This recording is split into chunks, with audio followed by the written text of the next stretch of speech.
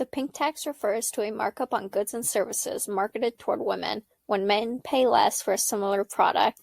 It began to be noticed in the 90s when California implemented the Gender Tax Repeal Act of 1995, created by Assemblywoman Jackie Speer, which requires merchants to charge women and men the same price if a service took the same time, cost, and skill to provide.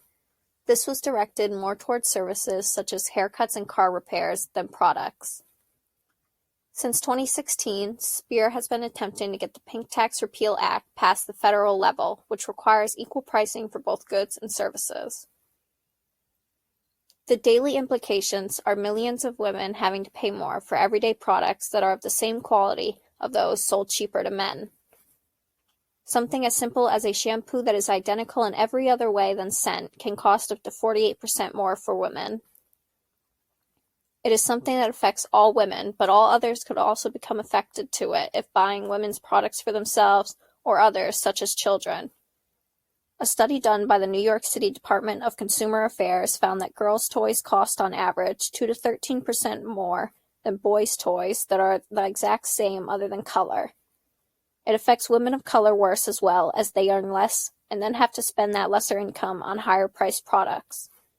Lower-income families also experience this dilemma. This issue is relevant to the ECSU community because the ratio of women to men on campus is 60-40.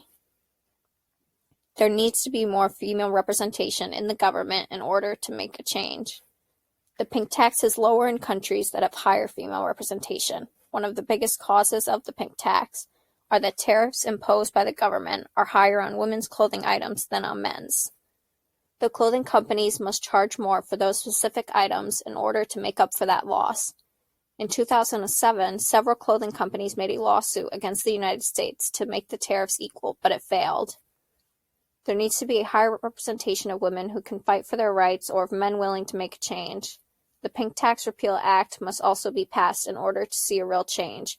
This can be encouraged if the consumer buys more gender-neutral or men's products and avoid those targeted at females. Once the retailers notice this decline, they will follow the consumer.